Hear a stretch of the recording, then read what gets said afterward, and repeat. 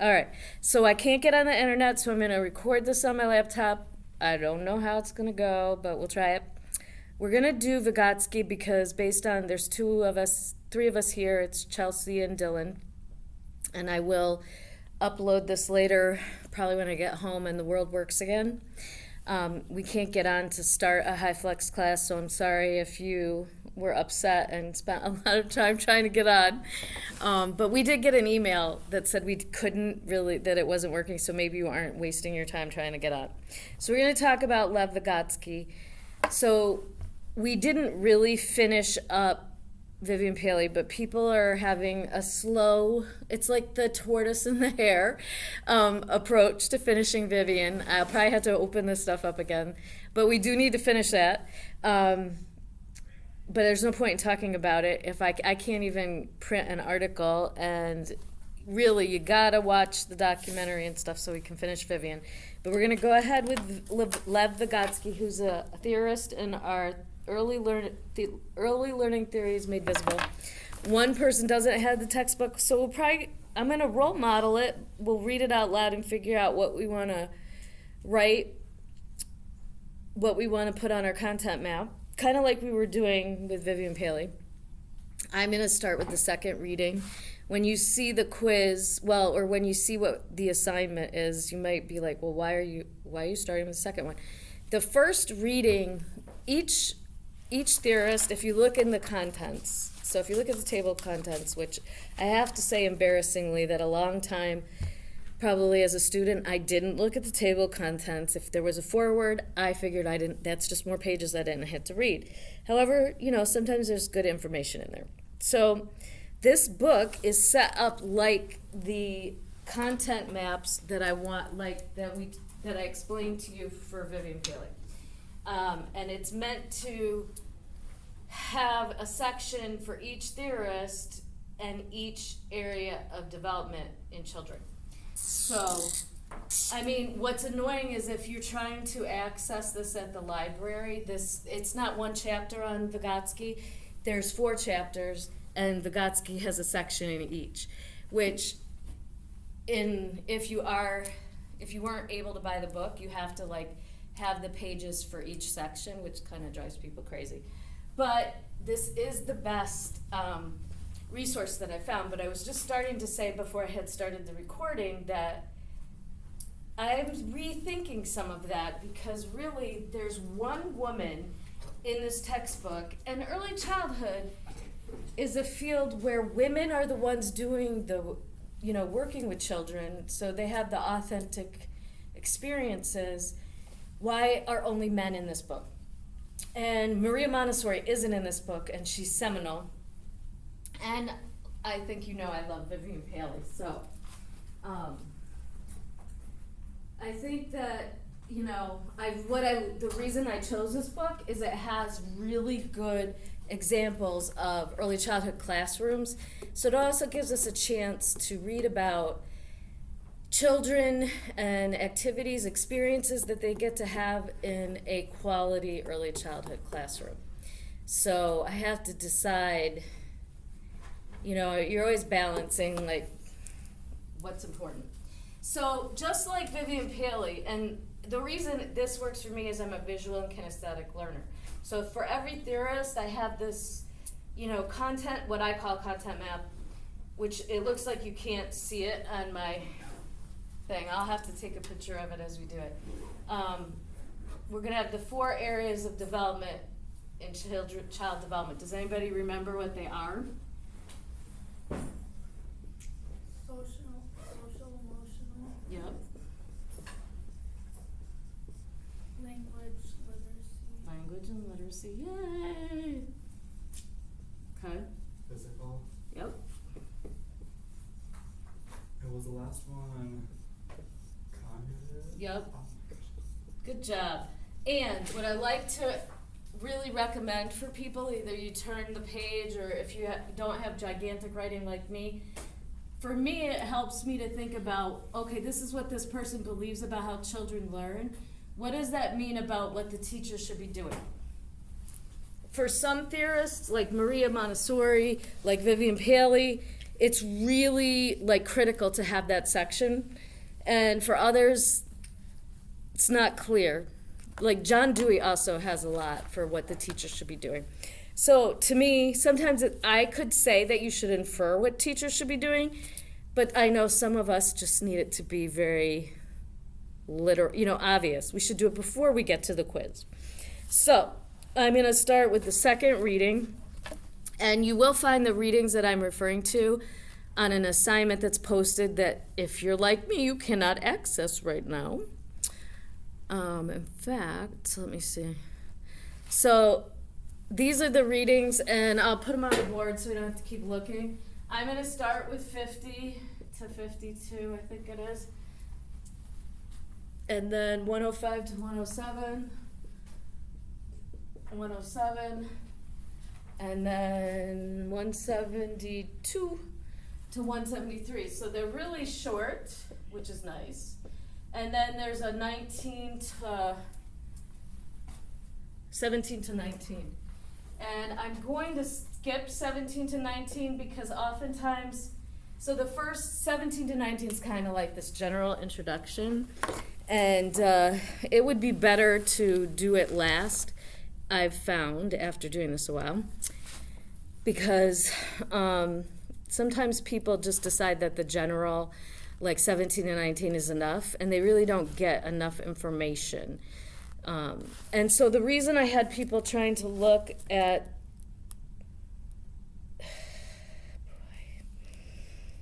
I just got an email that I was nominated to do something. It's one of those things, it's like it's an opportunity, which takes a lot of time. I'm gonna keep my mouth shut. So, I get to go.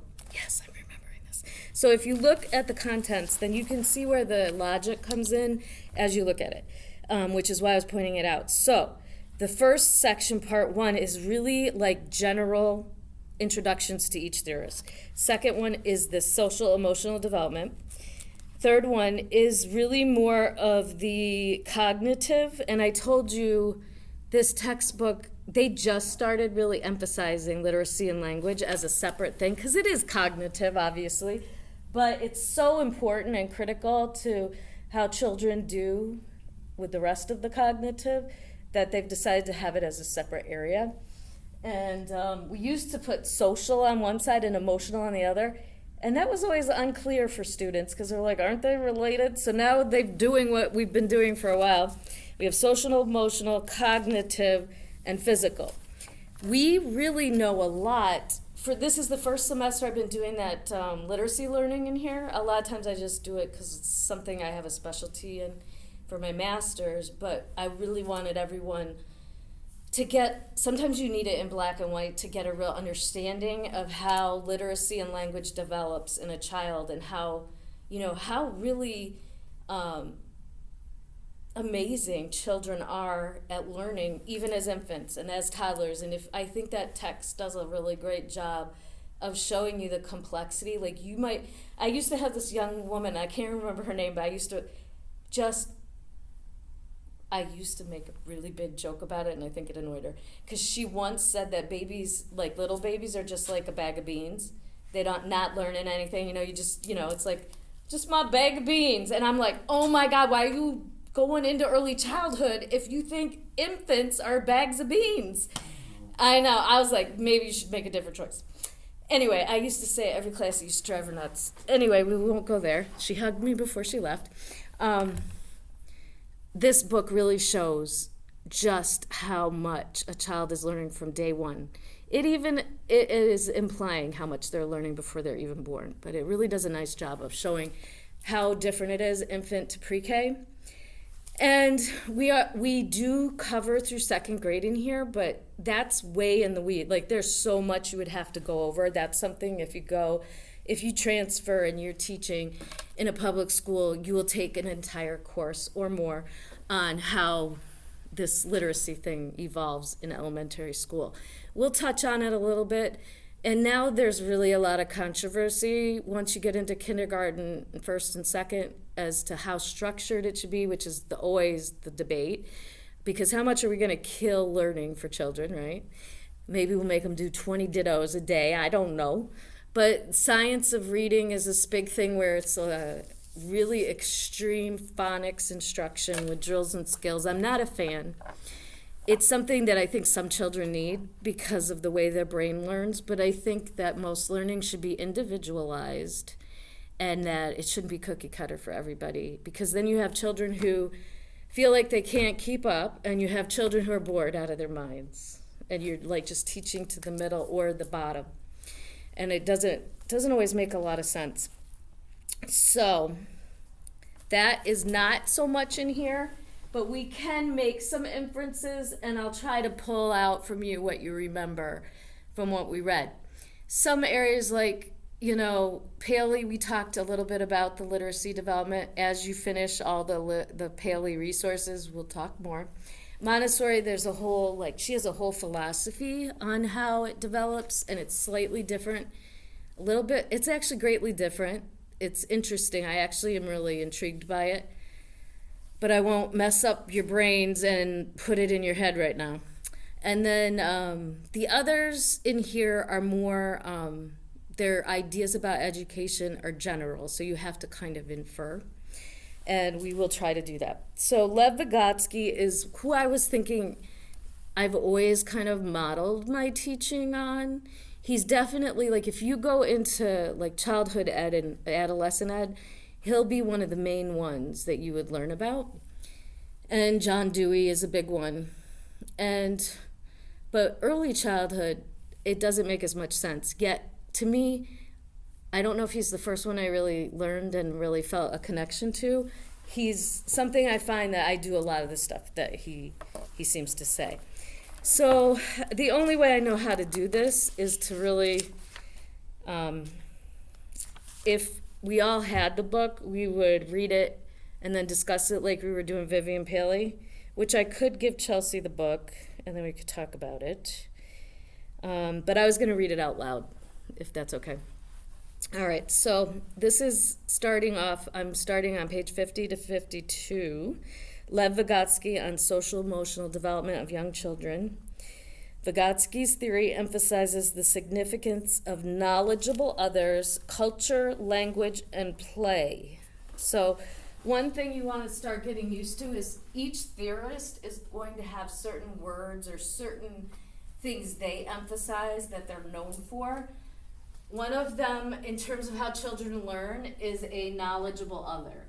Now, a lot of times we may assume the knowledgeable other is going to be the teacher, but honestly, I think Vygotsky doesn't assume that. Vygotsky says like a 4-year-old could really help a 2-year-old or a 3-year-old. It could be a more knowledgeable peer can support a friend. So knowledgeable other is a key part. So you have to have learning for Vygotsky tends to be a social it has to be a social interaction. Culture is key. So you have to understand where a child comes from and their identity, which we've been really talking about identity as a part of the social, anti-bias education, but we're also talking about social emotional. Like if you don't have an understanding of your own identity, you're not going to have a positive self-esteem. And one thing that Vygotsky says is that one's culture influences the way they learn.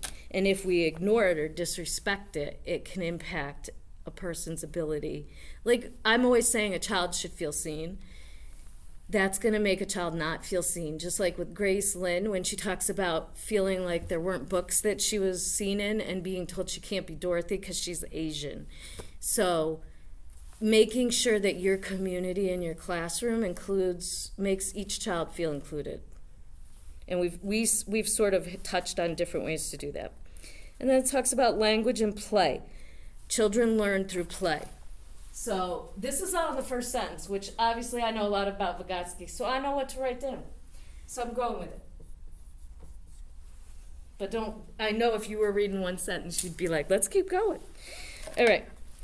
So, in his view, social emotional development focuses on the connections between children and other people and the socio-cultural context in which the children live. The transmission of social values, skills, and expectations comes from adults and more experienced peers, particularly through language. So if things that children learn come through language, that means it has to be a social interaction. It's not through reading a book, not watching a video, God forbid, even if Elon Musk says that's okay. Okay, now I'm just on a rant, which is inappropriate. So, role of the more knowledgeable other. Knowledge is constructed and always involves more than one person. Vygotsky emphasizes how more knowledgeable individuals pass on social information within the ZPD. If you don't know ZPD and don't mention it on your quiz, I'm going to be like, they don't know Vygotsky. Okay? ZPD is critical. Well, what on earth is ZPD? So you could kind of get away with ZPD being under cognitive or teacher role. But it could, you may ask, what is ZPD? Well, and I always mess this up. I think I start saying that ZPD stands for something else, and I'm going to read it right from the book because I don't want to put it in your head for the first time the wrong way. It's occurring within the guidance of an adult or a more competent peer. Vygotsky believes that children can perform at a higher level when supported by a peer or teacher or caring adult. For instance, an older peer may model collaboration skills by initiating play, helping negotiating, or settling a conflict. They don't even tell you what ZPD means. You have to know what it means. I don't like that it doesn't do that. All right, I'm just going to do it then. Zone of proximal development. What on earth is that, Anna? So if you were to Google Vygotsky online, you're going to see what I think looks like a bullet. What is this thing? Like if it's a circle with a thing? And then there's a dot. It's not a Venn diagram. It's not. It's got something to do, like, when you shoot an arrow at The center. Oh, yeah, in the center of the target. a target. All right, so it's like a target. It's like I didn't have enough coffee. I don't know what's going on.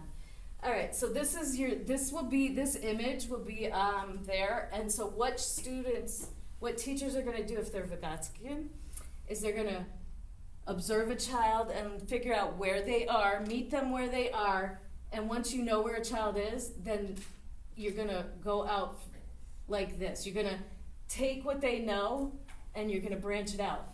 If we just start wherever we want and we have 20 kids, we may have half that are right where they need to be, and the other half are like, what are you talking about? So a teacher has to kind of observe, maybe talk to the children and figure out what they know or don't know, and then they can take where they are and start. Each year when I teach this class, it's a little different. Sometimes we have people who have already have a master's and are coming back. They want to teach, so they have to get their certification. They're going to be at a different place in terms of their knowledge base, and you have to kind of meet each person where they are and decide where am I going to start and where are we going to go. So Vygotsky believes that if that's the case, we should not have these really strict stages that we expect children to successfully achieve or be able to learn things, because if you actually meet a child where they are and then support them to go further based on what they're interested in, you don't know how far a child could go. So Piaget and Erikson are stage theorists, and they're like, this happens at this age when they're a toddler, this happens when they're this age, and they just believe that's when it happens. But Vygotsky's like, a child could learn to read. What if they have someone who reads with them every day and they love looking at the photos, and every day they have fun doing that with someone, and then maybe that child's ready to do different things with we talked about the different things you can talk about with read aloud with a child, and maybe another child hasn't really been read to that much, so they're trying to open the book from the back. Whereas this other child's pretending to read the book. They're at different places in their literacy, and you really can help the child differently for each one. Like the child that's already kind of got a sense of turning the pages left to right, top to bottom, can start to point to the words. Maybe a child that already knows how to spell their name. If you're reading a book, you can point out the letters that are in their name. Those are the ways like you can kind of meet a child in their zone and then go further. Maybe that child, I'd start writing those words that the letters in their name are in, and put it on a piece of paper or something. Things like that. So zonal proximal development, big deal. I think it's funny that they don't tell you what ZPD is.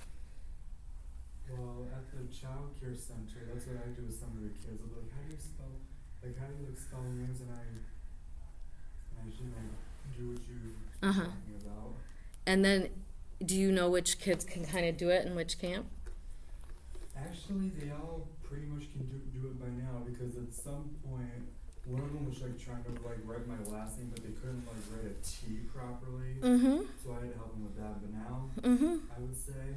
So now that person is ready to start finding those letters in a book instead of just writing their name on a piece of paper. It's a good time to start connecting. They're writing something and you can be sounding it out, so they're learning kind of how to sound out the letters in their name and connecting that, even if they don't get it yet. But then when you go to a book, you can make those connections too. It might not click right away, but that's where you could kind of be like, oh, I know this person knows their name. If I had a book with their name in it or the letters in their name, I can start to point that out. So that's where you can really take them further. And what you don't want to do is limit what you expose a child to, because you're like, oh, they don't need to know that till first grade. It should be based on the child's interest and what they will be, curiosity is key, right? Isn't that what Vivian Paley said? What is the child curious about?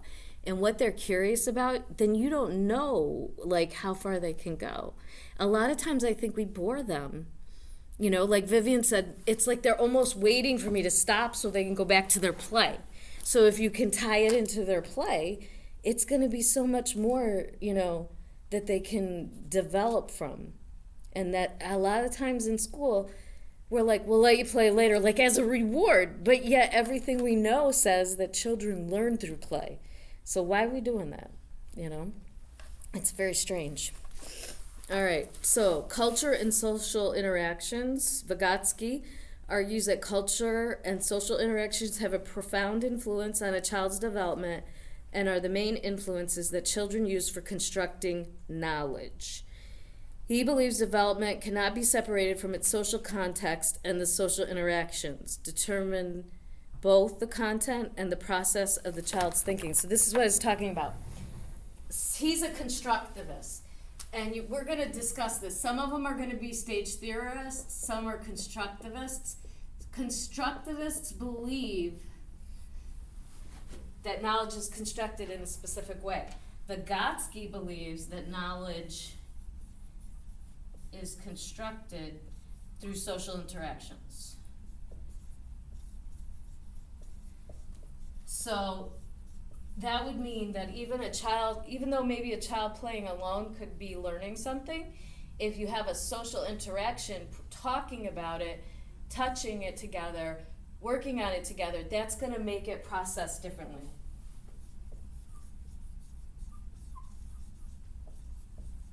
So social interaction and cultural.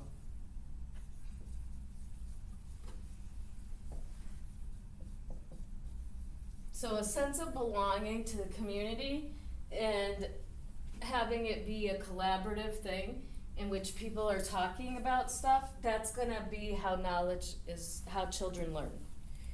It's not something that, you don't want to think that young children can learn at home remotely, is what I'm saying. It's a later thing, and it's probably still controversial. All right, so social context consists of everything in a child's environment that has been impacted by culture. So that can include people, family members, friends, teachers have a culture, and materials. So we talked about how we were going to in one part of our project, assess how the classroom you're spending your time in makes children feel seen culturally, through materials, toys, and books. But you could also, if you had someone who you heard specifically, like you wish they said something differently, or they said something so well, that would be something to note, you know, if it applies to culture. For Vygotsky, culture influences our beliefs and attitudes as well as how and what we think. These beliefs shape how we learn as we interact with others, follow the abilities, skills, and rules shaped by our culture. For example, children learn that it's either appropriate or disrespectful to look an adult in the eyes, or that they are to sleep alone or with other family members. Do you guys know what they're talking about here? So some cultures, when you have kids, there becomes this whole thing like, are you going to sleep with your kid? Like co-sleeping, they call it. Or are you going to, it used to be called Ferber, and I don't think the Ferber method of, like, some people are like militant about their child sleeping in their crib and they have to cry it out and everything. I couldn't do it. It's too heartbreaking. Didn't feel right to me, like in terms of like nurture, like I don't think my child should have to cry. And I know Ferber would say he'll cry less each day or whatever. I don't know. I wasn't consistent enough. But some cultures have more ideas about how that should happen. Some cultures don't want children to get messy when they eat, so they have a very hard time when we do family style lunches so children can kind of learn the social manners and how to use the fine motor skills of using the fork and spoon.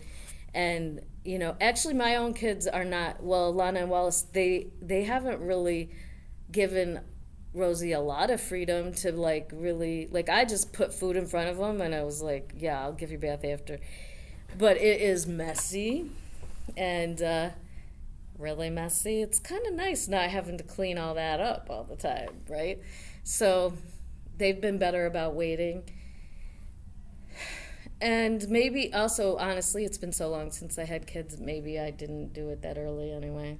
Yeah, I don't really remember. But cultures, like I think more Asian families maybe tend to not want them to get dirty, so they'll feed them for a lot longer than we would, and don't feel comfortable when they walk in the younger infant or waddler room, and the children are like not in a high chair being fed individually. They're more at the table. They're safe, they're buckled in, but they're expected to learn how to put it in their mouth and stuff. That kind of can freak them out. Just like some cultures don't lay babies on the floor. They're like, why are you putting my baby on the floor? Whereas Magda Gerber's like, no, you need to have the baby on the floor because that baby needs to learn how to move its body. It needs to understand that when it goes like this, it's gonna roll. You know, it's in fact, she hates those things like the walkers or the things they stand in way before they're able to stand, because she says the babies aren't learning about how to move their body and everything. So she wouldn't even like give a baby. Nacy went through a thing where you couldn't have bouncy chairs. I don't think you can have walkers. Because one, I think maybe people don't want, you know, if you could leave a baby in a walker all day, when is it going to learn how to crawl? That developmentally is a problem. Also, like tummy time. Like Magda thinks you don't put a baby on their tummy until they can roll on their tummy and roll off their tummy. Like you don't stick a baby on their tummy and like be like, okay, work your neck muscles, come on, you know? And a lot of what she's saying, it makes sense. But we're going through a time right now where tummy time's a big deal. I mean, short periods of time. Like parents, honestly, there's this thing neurologically that children that crawl longer may learn to read faster later on, because you're doing this bilateral movement that helps with brain development. It's a thing. I'll have to, yeah. And so parents that, you know, sometimes parents will be like, oh, look, she's walking, but they're holding them up. That's may not be the best thing to do because you want your baby to actually crawl longer. Because when they're ready to walk, they'll be able to walk. Making it happen before they're really developmentally ready might not be the best thing. I don't know that I always did all those things. Sometimes there's just, you can get in the weeds. Like Magda would also say, don't, you know how they swaddle kids now?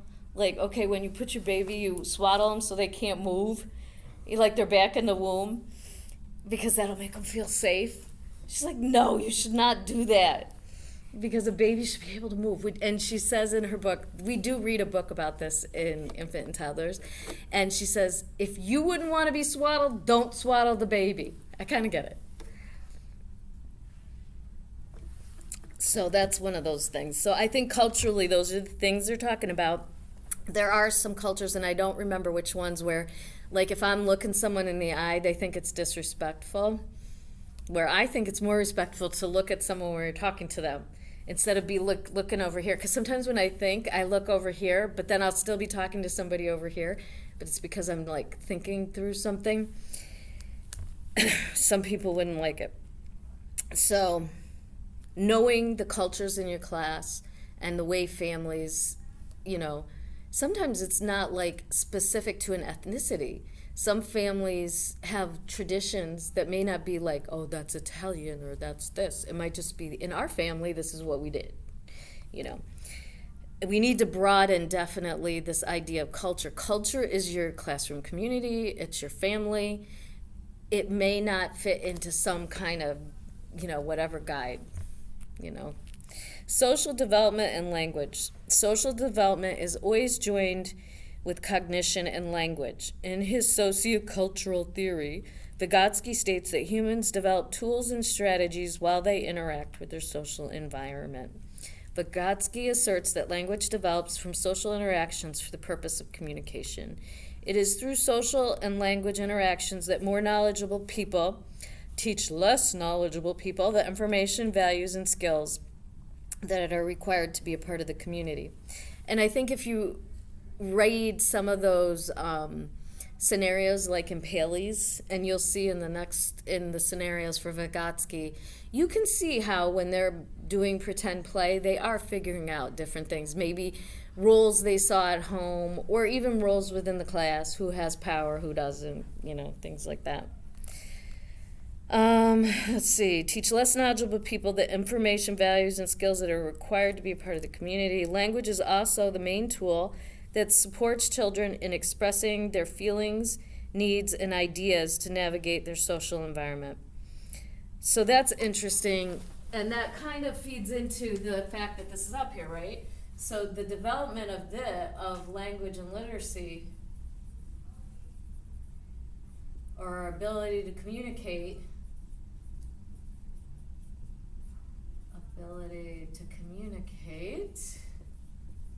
is going to impact our social emotional development.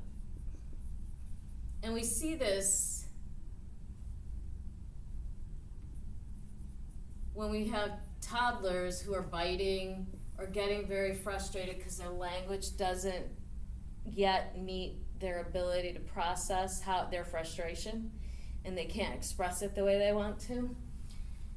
So language development and literacy development, ability to communicate, is going to impact this development. I don't know how to make that make sense. But they do, even though they don't have a separate section for language, they are specifically connecting the two on page 51. Language is also the main tool that supports children in expressing their feelings, needs, and ideas. Okay, as children use language, they gain mastery, self-control, and independence, as well as their ability. So mastery, self-control, and independence, I don't know if you remember that toddlers are working on autonomy, like, I want to do it, and then they get frustrated, help me, you know? So this, as you get language, you also get some autonomy, independence. What was the third thing? Self-regulation. So when we can communicate, we also don't have to get so upset. because we can say what we're thinking and we're not getting frustrated because people don't understand what's going on with us. But all of this also is gonna mean we're gonna learn more as we are able to regulate our emotions and communicate about them.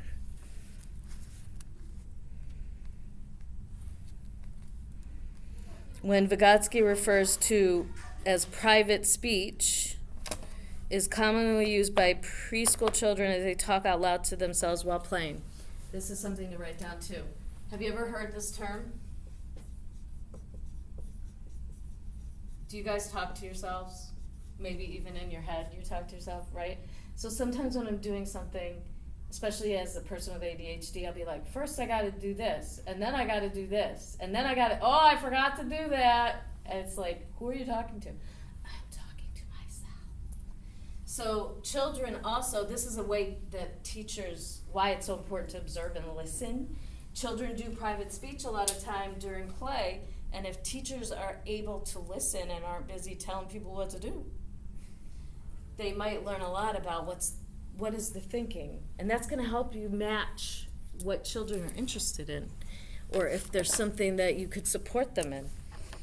So this type of speech performs an important function as it is what preschools use to guide their behavior and thought. Such speech serves the purpose of self-regulating behavior or the ability to control one's impulses, right? If you never do the private speech, you're probably pretty impulsive. Like you're going too fast, making too fast of decisions. And it's like you gotta slow down, have a little chat with yourself before you start going. Been there, done that. Then it says play.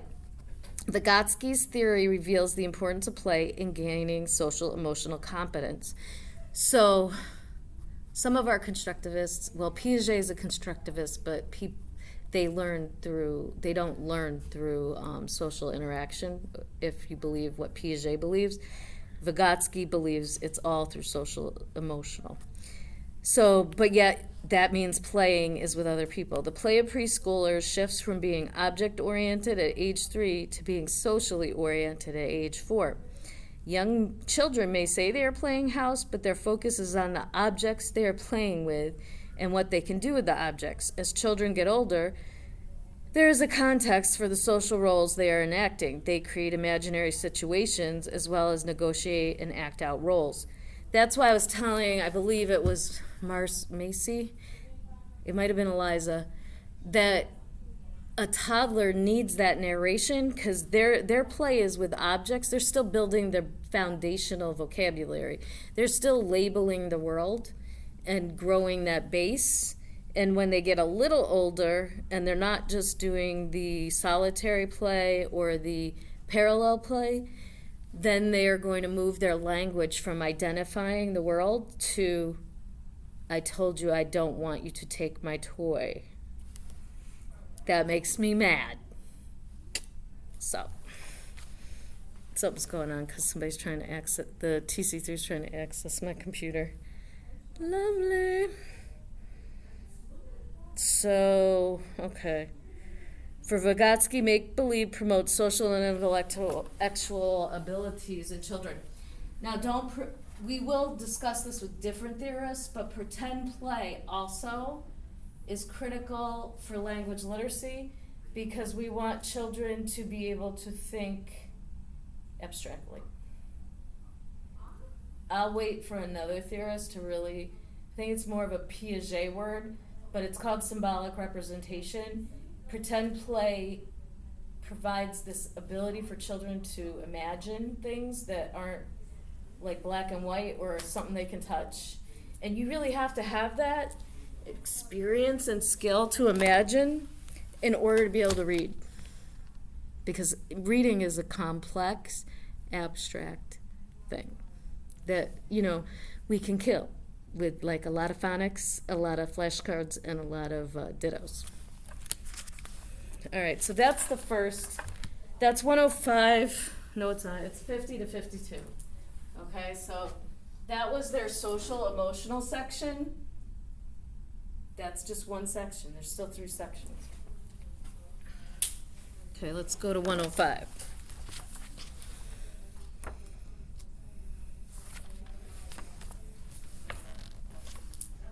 Next section is about, oh good, it's short.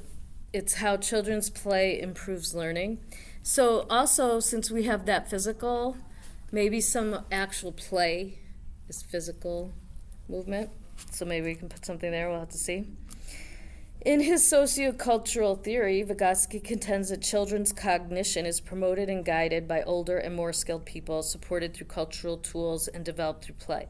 Cognitive change occurs within what Vygotsky identifies as the ZPD, the skills that a person can do only with help, not yet independently.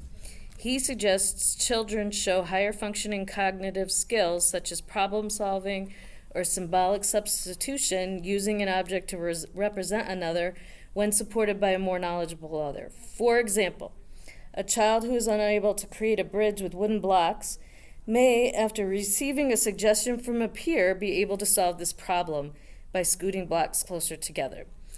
So they're defining ZPD as the skills that a person can only do with help. So these skills child can do with help.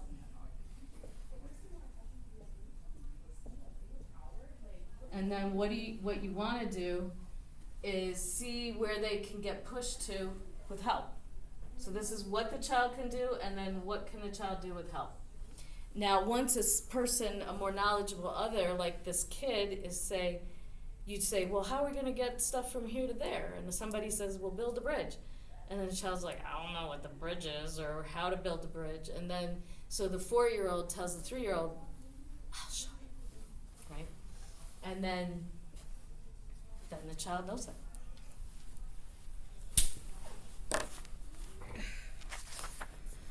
Let's see. Or a child may imitate an older peer by using a block as a car. When knowledgeable others support children's thinking, it's called scaffolding. So the things you support them in trying to get further with their skills is scaffolding. So that's the support you're giving. Support. Sometimes, so the child saying, I'm going to use this block as a car, could be scaffolding. Scaffolding is the help children receive from adult or peers that enables them to learn new tasks they cannot yet complete independently. According to Vygotsky, cultural tools also support children's cognitive development. Language, for instance, is a cultural tool that is used in many ways to solve problems. Toddlers' problem-solving abilities increase dramatically after they acquire language because language allows for the internalization of new concepts, strategies, skills, and ideas. Children become more competent thinkers as they talk. This can be seen in 2-year-old Coulter, who has learned to say, I'm stuck, help me, rather than just squealing in frustration when he's stuck. Children also construct higher mental functioning as they engage with other cultural tools in the environment, such as drawings, written print, numbers, symbols, and traditions. For example, when a child draws a representation of her teacher, Mr. Herman, with exceptionally long legs, she is showing a deeper understanding of her thoughts about his height. So he seems really tall. I would not be having long legs on mine. So, this to me, I'm stuck. I want to know, what would I want to write under cognitive here? As children learn more language, they can represent their ideas differently.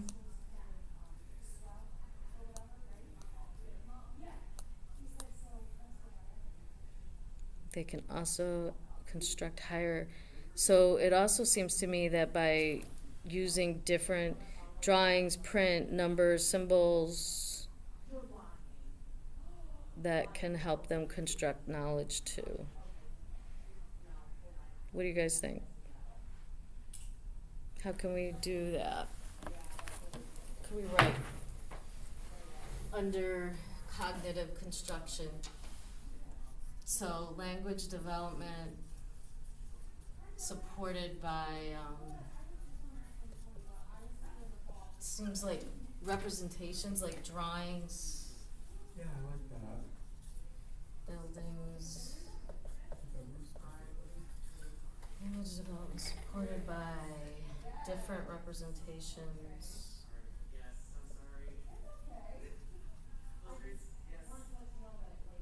No one's gonna be able to read that. Allows children to extend their knowledge.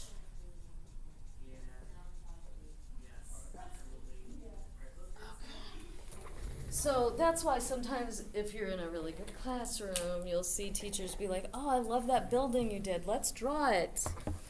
Let's see if we can sketch it. And see, you know, so we can remember it. Or take a photo. A lot of times I've seen kids in some classrooms, they get the iPad from the teacher and they document that they built it and what it looked like in case they want to rebuild it the same way or something. Let's see. Okay, Vygotsky also asserts the play in the preschool years is crucial for the development of cognitive skills. Let's put physical play.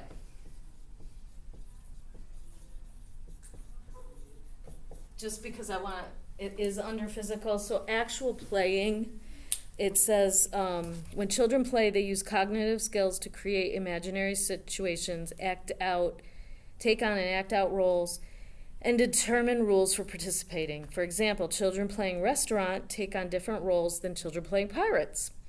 When playing restaurant, there are different rules for being a customer or waiter or chef. And when playing pirates, well, that could create all sorts of problems, couldn't it? They use different gestures and noises such as "arg." I don't know where children get that from. It must be Johnny Depp's thing. As they make a thief walk the plank or fend off bad guys attempting to steal their treasure, when children engage in make-believe, attempting play, they develop imaginary interpretations of objects. So this is that symbolic representation. For example, a colorful block may become a pirate's dinner. It's not going to be too tasty, but they can pretend it is. Vygotsky considers this process of object substitution through play a higher mental function that increases learning. So, oh look, and then it says, if Anna uses her imagination to pretend that a large stone is a doll, she's using abstract representation. So you're going to see that be called symbolic representation, but under Vygotsky, they're talking about pretend play with abstract representation. And those are going to be precursors, honestly, to literacy.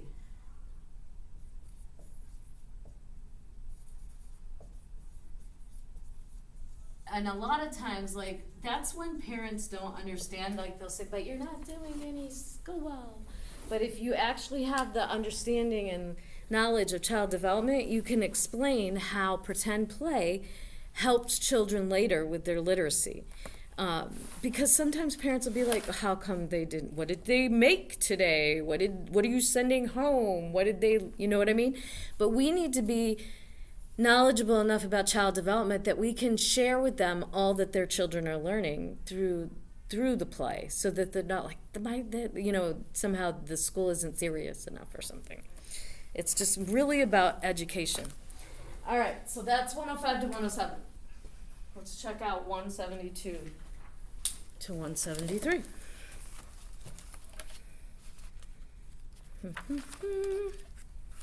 Okay. And this is more about scaffolding and learning through physical development. So if we didn't have enough under physical, we're going to add it now. Vygotsky believes physical development is interrelated with cognitive and social emotional development. He argues that in order to better understand a child's cognitive abilities, it's important to examine the physical transformation the child undertakes during each step of development. In play, children develop physical skills that help develop their social and cognitive skills as well. Adults and other children help scaffold children's learning as they enter the ZPD by building further physical and social emotional skills, guiding physical skills through play. Vygotsky establishes a relationship between physical, social, and mental development. So as children play, they use large motor skills. Do you know what large motor skills are? Not really. Okay, so you're gonna hear small motor skills, large motor skills. Large motor skills are gonna be running, jumping, crawling, rolling, climbing. When we kind of have to have a baseline of physical development in order to move our focus for learning onto something else. That's why Magda's like, a first year of a baby's life is really about learning how, that this is connected to me, that I can reach out, I can grab some, that just learning how your body is in the world.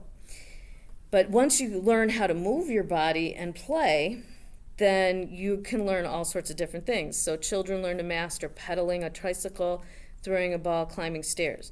Now, small motor skills are critical because, well, for a lot of reasons, but one of the main things that I think about is if you don't have the muscles in your hands to be able to hold that pencil, then you're not going to be able to write letters. Okay, so small motor skills are used to manipulate materials such as clay, dress-up clothes, and puzzles. Children develop small motor skills as they learn to use a paintbrush for painting, build with small blocks. As children play and develop these physical skills, so they're still calling small motor and large motor are both physical. Sometimes we only think about, I think, physical as large motor, but we also need to think about the small motor.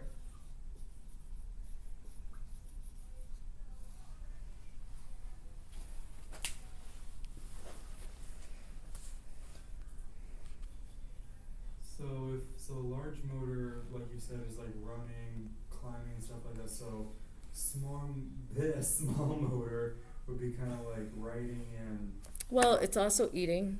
Yeah. It's playing Play-Doh. It's ultimately going to give you the strength you need in your hands in order to be able to write actual letters that can be identified. So let's see. As children play and develop these physical skills, they develop other social and cognitive skills. So social skills grow along with physical skills while children dig in the sand together or play chase. Children expand their mental skills as they negotiate a route to run from one end of the play yard to the other, or they problem solve how to climb down from a climbing structure. The more children's physical skills increase to complex levels, the more they try to do that with their play. So like if you're, like what I was saying is if you're still trying to figure out how to climb a hill, you're not going to be pretending the hill is, at the top of the hill there's a castle with a dragon in it or something, because you're too busy trying to figure out how to move your legs to get yourself up the hill. Or just running versus walking. And the more they try to do with play, the more they grow in other developmental areas. In other words, as children master physical skills, they gain cognitive and social skills. So it seems like Vygotsky's saying all of these things need to develop in order to get the greatest potential of cognitive, learning. If you're focusing on one area that's like harder, like if you have a traumatized child, they're too emotionally upset and not regulated, not like self-regulated to really think about any of it. Those kids that are really anxious and crying and upset all the time, or hitting out, lashing out at other children or other adults. So as children master more complex physical skills, they enter the world of organized games and sports. This type of play requires more physical coordination and the more precise abilities that come with physical maturity. It is through physical play and positive interaction with thoughtful adults, peers, and the environment that children are able to acquire new logic. According to Vygotsky, in play, a child always behaves beyond his average age, above his daily behavior, and play it as though he were a head taller than himself. So a lot of times, like a child might be behaving not the way the teacher wants them to, but then if you see them actually playing, they're going to be beyond the way they were maturity-wise in a different situation, because you're taking on a different role and you're more willing to take risks because it's not necessary. You're pretending something, so it doesn't feel as weighted, as risky. So extending physical skills through ZPT. At each step of development, children's physical learning is scaffolded by adults and peers through ZPT, the gap between what a child can do independently and can do only with help. Children learn to master physical skills through the ZPD. A child can learn large motor skills such as throwing a ball, pumping his legs to swing, or riding a tricycle with the assistance of another child or adult. So you put a child on a swing, you push them, and then it stops swinging. You can say, hey, let me show you what I do when I want to swing without someone pushing me, and you can teach them how to, use their legs to like get momentum. Children can learn small motor skills such as tying their shoelaces or peeling a potato together through assistance of a more knowledgeable. I think that's interesting that that's the example they use, like who wants to peel a potato? Anyway, social and cultural interactions support physical development. Vygotsky believes social and cultural interactions play a significant role in learning. This applies to physical development as well. Children can gain physical skills and learn to manipulate tools by interacting with other children in the environment. So that to me sounds a little bit harder to understand unless they're just saying that the people in their environment is their community and their culture. Because it doesn't say anything specific to their culture in terms of physical skills. Do you see anything? I don't. So the people in your classroom community also has a culture. So you notice that as they were talking about physical, they did talk about how each of these areas were really important in terms of each area. I don't know. I think we kind of hit on what was really important.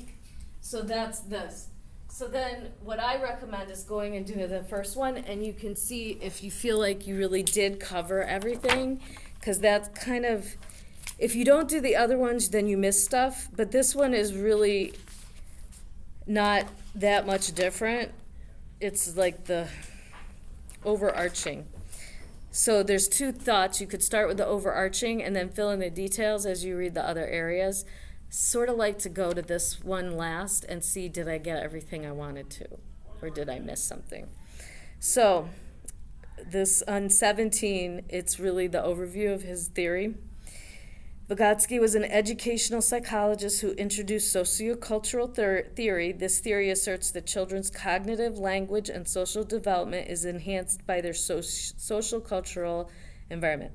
Vygotsky believes everyone has a culture, and what and how children learn is determined by their culture. He calls language and symbols cultural tools. I would probably put under language that this is a cultural tool. I'm running out of room because I have gigantic handwriting. Oh, I do as well. But I'd want to keep that in my head, that's something he considers cultural.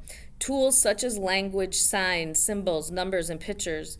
So all of the cognitive stuff that we think children need to learn, the numbers, that stuff is cognitive, serve the purpose of supporting children and expressing their feelings, needs, and ideas. So almost as if Vygotsky believes that the reason you learn is so that you can interact in a social environment.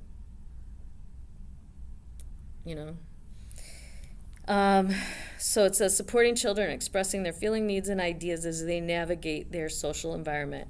In various cultures, specific words are used in speech, and particular symbols are used for written, print, and numbers. What is the same across cultures is that they all use cultural tools to accomplish tasks. Central to Vygotsky's theory. So that would mean if you have a child that really speaks Spanish at home, you got to have those words in the class. You got to have some kind of way of making that child not feel like an alien in your class, like how, or that you're not, like, remember, I don't know, was it in here? I don't think we've read it yet. Maybe we did. The child went home and said, the teacher can't hear me or something. Oh, yeah. Yeah, that's because that teacher wasn't even trying to connect with the child's language so that they could make the connections. Believes that children construct knowledge, that language plays a central role in children's development, and development cannot be separated from its social, cultural context. Children construct knowledge through active engagement and social interaction using their cultural tools. So it has to be social. It has to have more than one person. That means that children need hands-on experiences in order to construct their own understanding along with teachers who provide support. Consider 4-year-old Harold, who finds pine cones on the ground during a nature hike. If his teacher points out the various types of pine cones by tree name, Harold will form a different concept than another child whose, so this is kind of scaffolding. So we find pine cones, which we may not realize that there are many different kinds of pine cones at first. Children may not realize that. But then eventually you may realize, or a teacher could tell them, this pine cone comes from a certain kind of tree, and this is a pine cone from a different tree. And then you're scaffolding out and starting this almost scientific categorizing of different pine cones. You know, you can do the same thing with leaves. And that's, as children, that's all mathematical and scientific experiences for children. But it expands their literacy, it expands their understanding of the world and the depth. Like, not every pine cone's the same, not every person's the same, you know. So, Vygotsky emphasizes the social context of learning and development. According to his theory, cognitive development is always socially mediated. This means the construction of a person's thought processes, including remembering, problem solving, and critical thinking, are influenced by social interactions. Two of the main principles of Vygotsky's work that show the social nature of learning includes the more knowledgeable other and the zone of proximal development. Now, I really want to know where they fit in the private talk. Next, they're going to talk about the scaffolding. So the more knowledgeable other is someone who's more skilled or experienced than the learner. When it comes to particular task, process, or concept, this person may be an adult or a peer and adjusts the amount of guidance needed to support a child's potential level of performance. Then a more knowledgeable other provides more assistance when the child is challenged and less as they master a task, and that's called scaffolding. ZPD is a concept Vygotsky defines as the distance between the most difficult task a child can accomplish alone and the most difficult task a child can accomplish with help. The influence of play on development is an important component. He thinks play supports the whole child, including emotional, social, and cognitive. According to Vygotsky, real play consists of dramatic or make-believe and contains 3 aspects. Children create an imaginary situation, take on and act out roles, and follow a set of rules. We might want to write that down. So, pretend play should have, I'm running out of room. Pretend play should have an imaginary situation. Yep. What was the other stuff? Social and emotional rules. Rules. There's a third thing. Goes in the middle.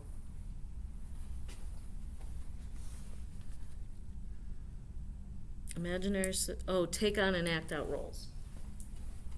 Imaginary situation, take on and act out roles.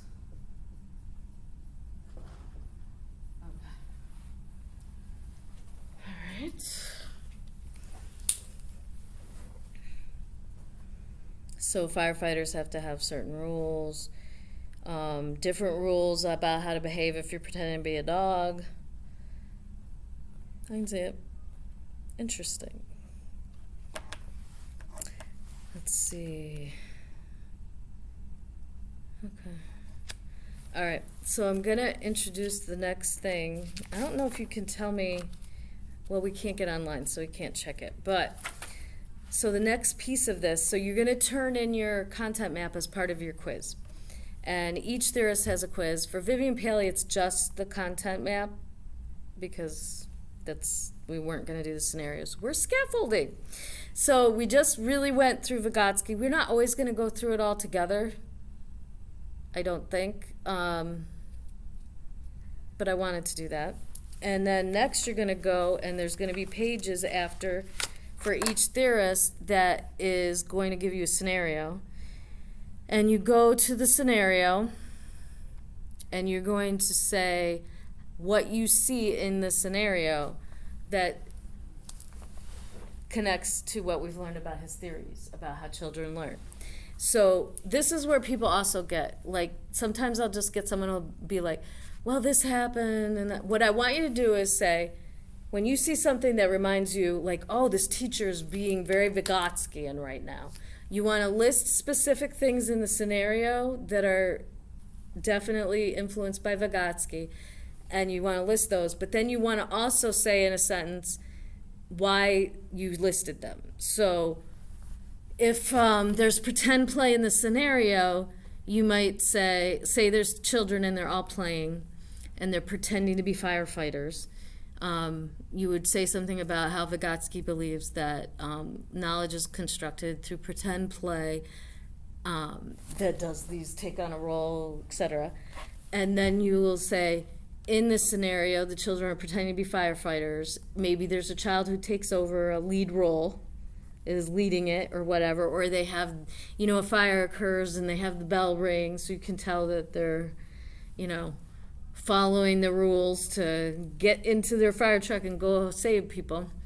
So that's definitely like they're learning, they're doing a pretend situation, they're getting all those rules, and it's social. So they're constructing like how to, act in a certain scenario. Maybe they're learning the language and literacy around firefighters, and they're getting along, like maybe there's one person who's taking a leadership role, but they're kind of like learning how to maneuver that social situation.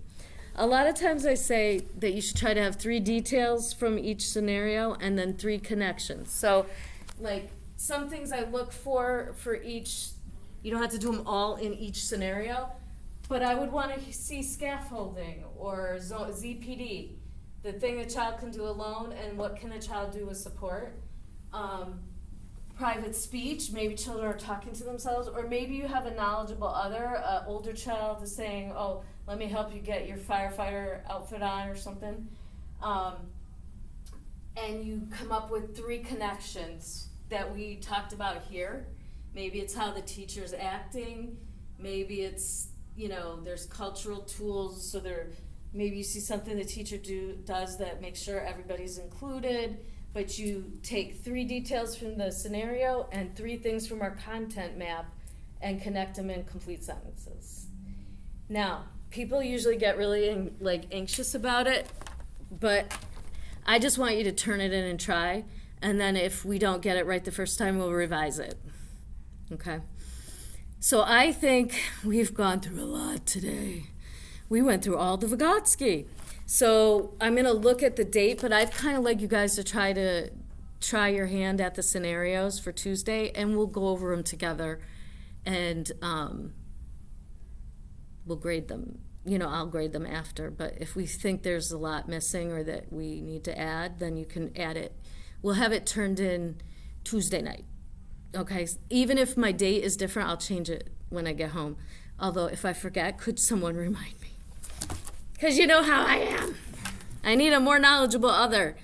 All right. So I hope this recorded okay for everybody. We'll see how that goes. All right.